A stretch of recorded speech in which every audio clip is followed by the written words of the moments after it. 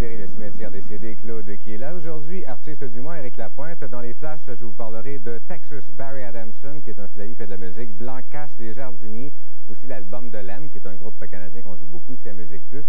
Et mon invité sera Claude Péloquin, un peu plus tard, poète québécois, chanteur, bref, tout un personnage. Pour commencer, Manic Street Preachers avec leur nouvel album, This Is My Truth, Tell Me Yours, c'est leur 5e album. Ils ne sont pas encore très connus ici en Amérique.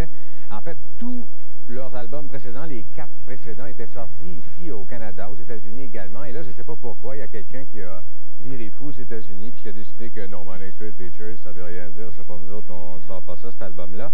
En Angleterre, c'est quasiment un vieux disque, ça fait plus de 6 mois qu'il est sorti. Ils sont rendus à 3 singles et ils sont très populaires en Angleterre. Ils ont gagné juste le Brit de l'album de l'année, hein, juste l'album de l'année. Donc finalement, j'ai acheté l'importation parce que j'ai toujours été maniaque du groupe et celui-là nous arrive finalement 6 mois plus tard. Il va être en magasin d'ailleurs.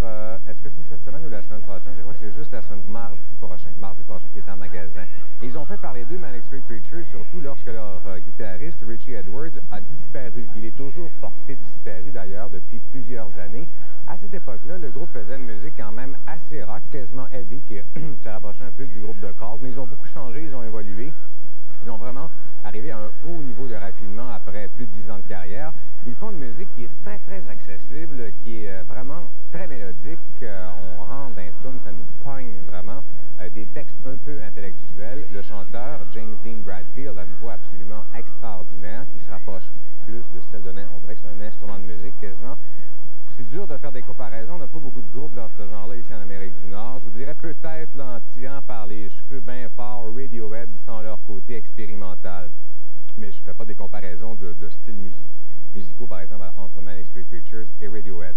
C'est un très bon album. Comme cote, un 8 sur 10. Ça joue régulièrement ici à Musique Plus. Je joue régulièrement le clip d'ailleurs à la courbe. Et si vous les connaissez plus ou moins, si vous aimez la chanson que vous allez voir, l'extrait, eh bien moi, je vous dis, garochez-vous sur l'album. Vous ne gaspillerez pas votre argent.